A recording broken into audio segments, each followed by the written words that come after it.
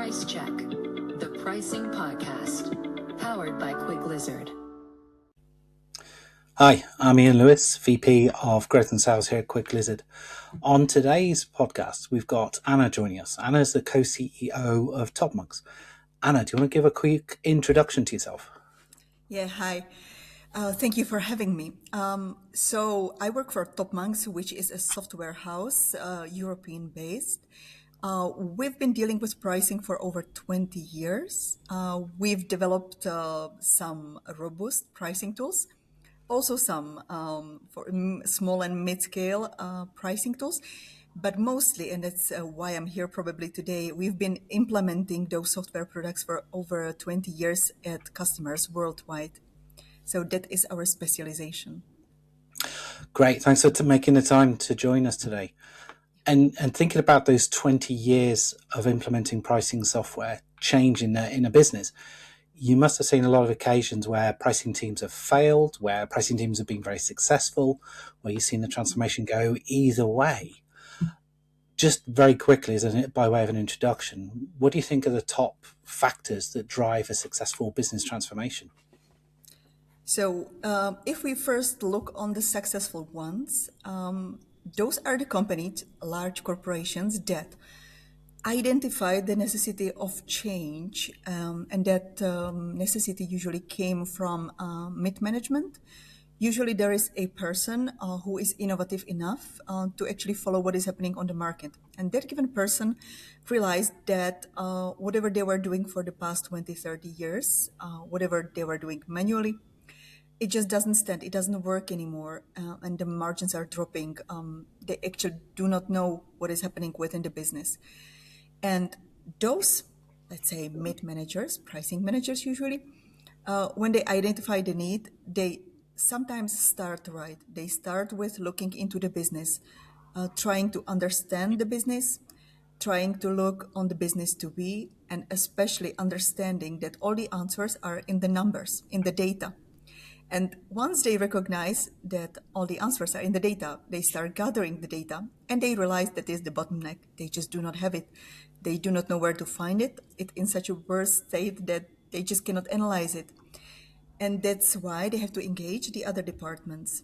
So in ideal world, and it sometimes truly happens, there is this pricing manager who has the energy and he wants to take the challenge, who cares for the company deeply, who is basically starting the project of transformation by first persuading the C-level to go with him, just to make the effort as well, to make this big decision.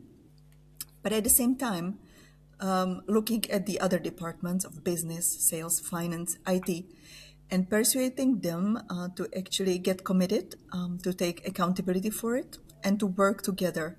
Because pricing is not only about one guy sitting there and creating prices for the next year in Excel chart. It's actually work of multiple departments and of cooperation and alignment.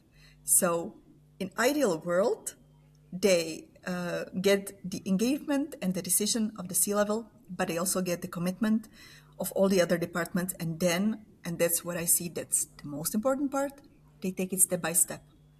They do not expect too much from the start, but I guess that you have the same experience, right? Yeah, I've been involved, as you know, in pricing for, over 25 years. And a couple of things there that you said really stood out for me. The idea of a process change, but as well, how it impacts so many different departments.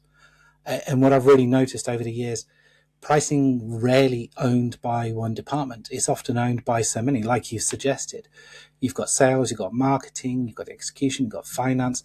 So many different parts of the organization need to come on that journey, come on that change along with the pricing team. You also mentioned about the data and the importance of the data in the tool.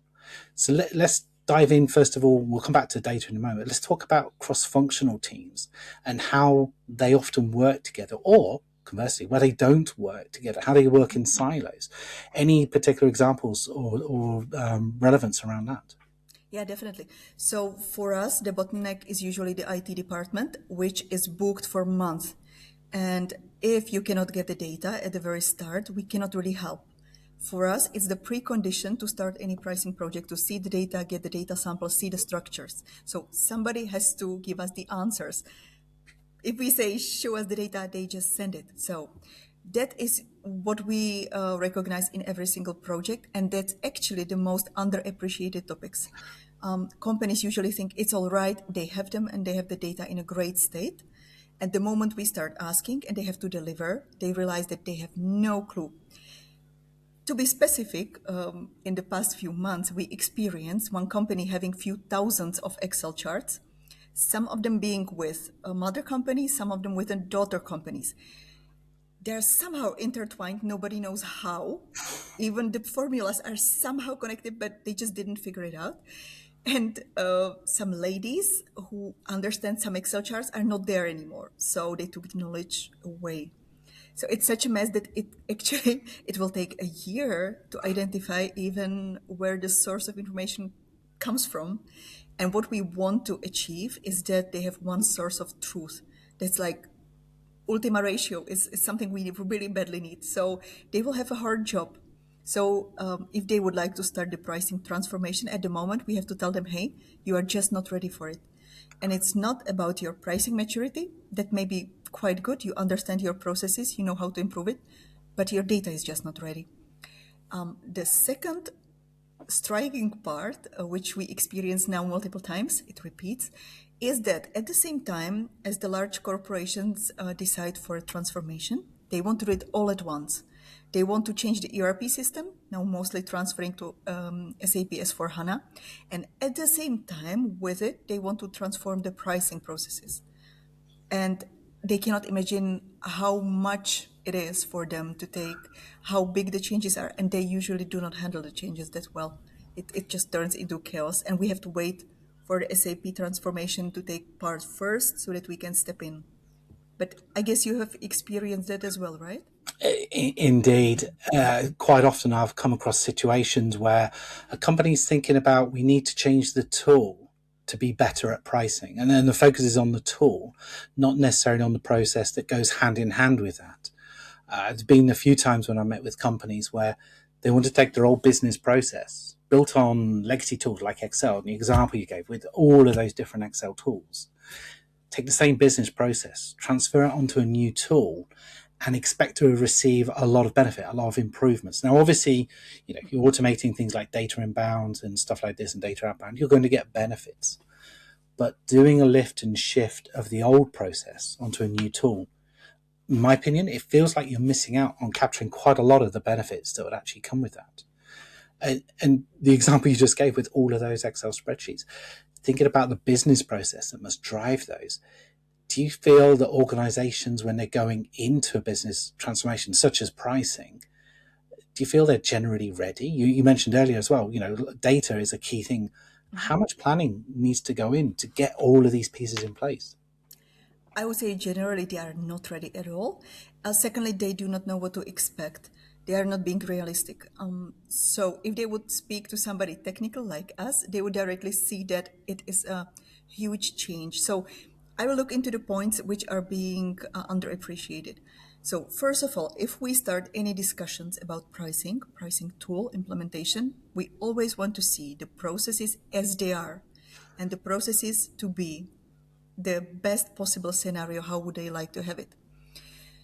With as is, if they want to show us the processes, they very frequently realize they don't know. There are gaps. Somebody is doing it somehow. There are certain formulas or calculations. Nobody knows. And there are multiple steps in the process. And they try to gather the information. They start actually trying to understand the processes. It just didn't happen to me so far that somebody would come and directly just explain it, draw it for us, and know everything. So this first lengthy process, few months of preparations to understand it, as you mentioned, from the various perspectives, from all the departments. You have to really talk to multiple people from finance, sales, business, IT. It's not one perspective only. So that part takes quite some months. You cannot just jump over and start at 2B. But to be, it's something that you have to assess as well. Like I would never recommend that you just skip to B and you will implement like the robust pricing tool on the as is situation, because as is could have been prepared 10 years ago, 20 years ago, but the world has changed. Everything has changed. Like, you have changed, the competition has changed, the products, the market. Now we are more vulnerable to seasonality, and we can work with the warehouse. We have million options, and we should just embrace it all. And we can wait. I would suggest waiting a bit to understand what is available, what is happening, then doing step 2, working on the to be, and then as a step 3, working on implementing pricing solution. Agree with me, Oh, Iain? absolutely, I agree. And it is such a big transformation in so many organizations. It drives a lot of benefit, a lot of value for organizations, but it is a big change that a lot of companies go through. And I think the preparation is the real key for success there. You've got to have a strong leadership who's supporting the change, because, as we've talked about already, it cuts across so many different departments. You've got to have a clear plan, a good understanding of where do you want to be. But to get there, you've got to map out a journey from where you are to where you're going. Thinking about the to-be process as well. And a lot of the transformations generally around, we need to do things better being quicker, more transparent, more open, more collaborative, and so on and so forth. Mm-hmm. Tying in the future state. Today, a lot of companies are talking about the use of AI, the need to have AI in their platforms, in their future tools, and so on and so forth. For me, I'm seeing a lot of value being unlocked from automation coming in from AI, automation of repetitive tasks, such as creating charts or doing analytics, building insights, and so on and so forth. So this can really unlock a lot of value right now.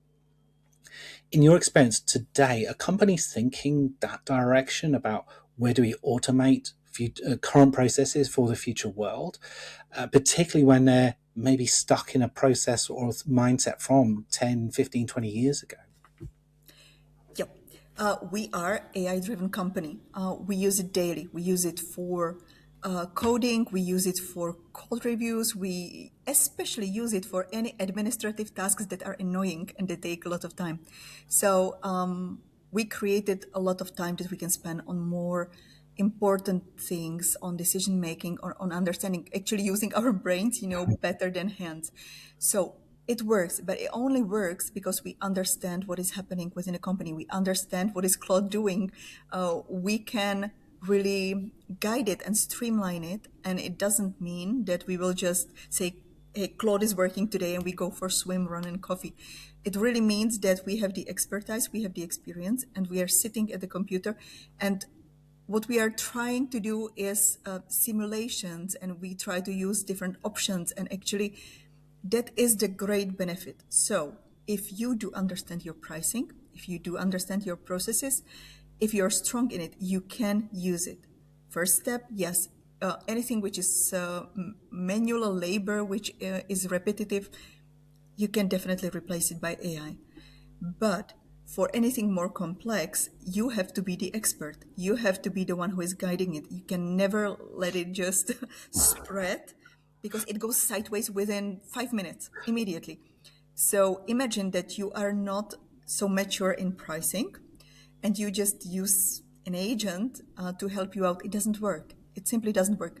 But what we see, that companies have this AI budget and they would love to use the AI budget as soon as possible. So they start engaging AI in the ways that are not even beneficial to them. It's a kind of mess. It's misguiding. They do not know how to use it. And because they do not know, in few months they drop it. They just, it doesn't work for them. So that's why we suggest the steps.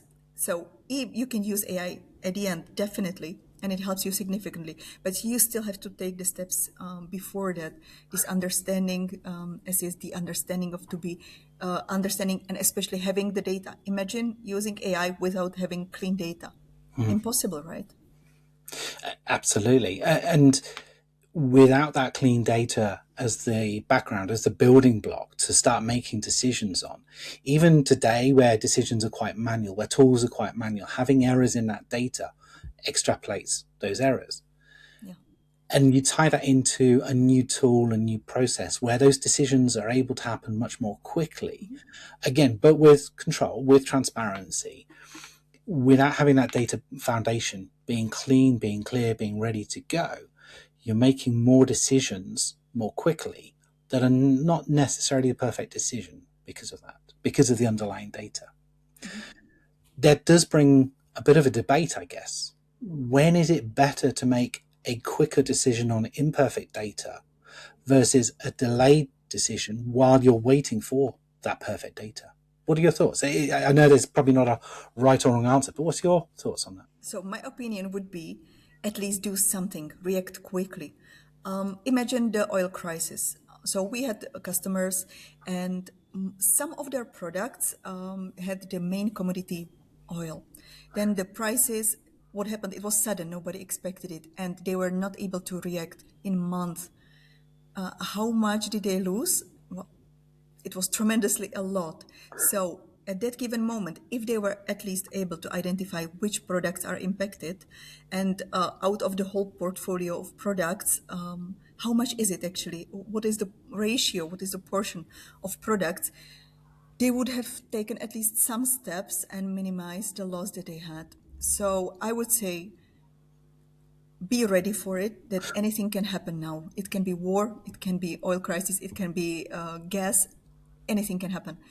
So understanding your data at all times, to have at least the dashboards with the best data quality you can have, but at least seeing what is happening and to be able to react somehow, somewhere, to start somewhere, just do it.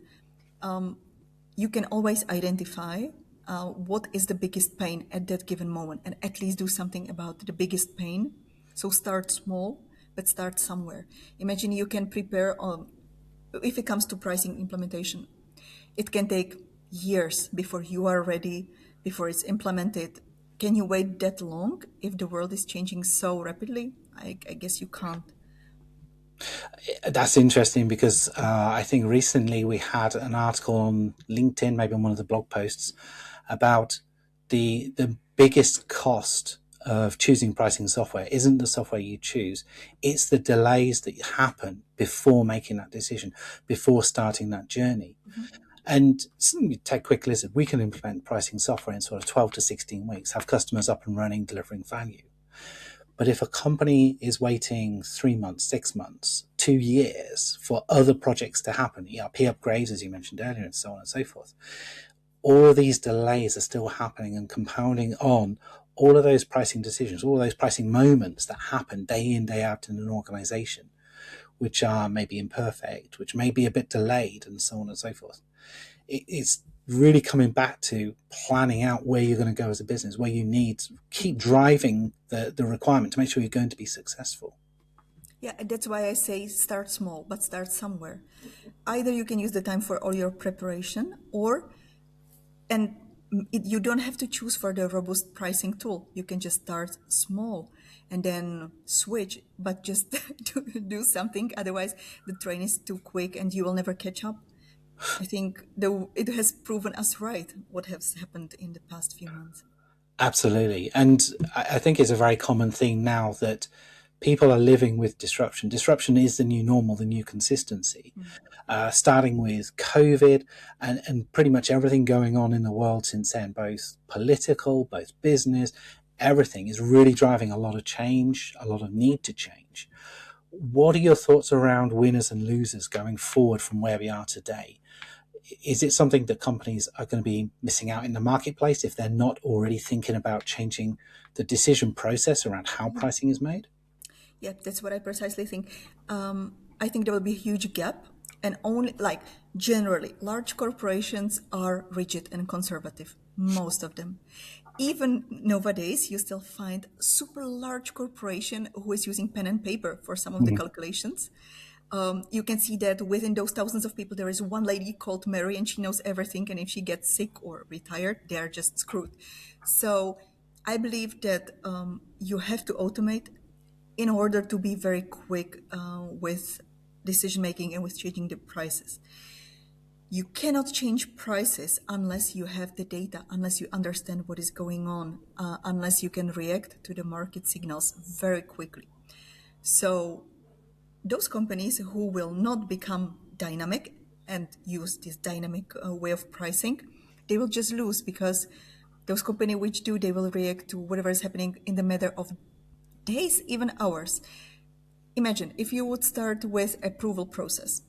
It can take a month in large corporation, or you can have a tool which streamlines all these approvals, that within 2 days you have all the signatures necessary for a change, and you can adapt very quickly, especially during the oil crisis that proved to be benefit number one. So you do not have to have a complex strategy. You do not need to know everything, but at least approve the change of the price quickly and in an informed way. And how can you be informed if you do not have the data? So you always go back to the beginning. Just be ready at all times. Understand what is going on and have the dashboards and like follow it. And then you are the winner. And I'm conscious of how long we've been on the call for, so we'll start wrapping up in a moment. Just before we do, I want to come back to the Mary that you mentioned just now, the hypothetical Mary, the one person who knows everything in the business, how everything ties together, the different tools, the data, and so on and so forth. I hadn't thought about this until you mentioned it just now. That's a massive business risk. That's a continuity risk for the organization. So pricing isn't just the number that goes on a spreadsheet to go onto a pricing ticket or label or invoice. It's not just how you position your company, your products in the marketplace. It goes beyond that. And it also adds in that business risk that if you're still working in an old legacy way, you've introduced risk in your business. And you need to adjust that. Yes, you have to adjust everything, but you have to adjust your mind. First of all, start being more open and flexible in your mind, and just find the energy somewhere to go through this transformation, and then go through it step by step. Because I told you about Mary, and the Mary is not hypothetical. It just happened twice in 3 months. One Mary got retired and the other Mary got sick. So it really happens, and you have to see forward. You have to look forward and just act now, like without waiting, just starting. Anna, as I said, we're coming to the end of the podcast. I appreciate you spending the time today.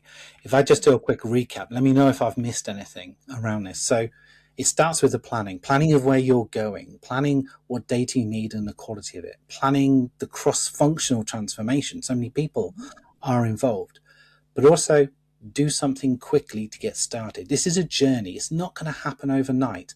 So you need to go on that journey. And the sooner you start it, the sooner you're going to start getting the benefits from it. Yes, and maybe one last advice would be directly focus on change management. Plan it. Know how important it is. You have to adapt the changes within the whole company. Every single person has to go with you. That would be the last. That's a great piece of advice. Anna, thank you for your time, and we'll catch up again soon. Okay, cool. Thanks Thanks. so Bye. much. Bye-bye.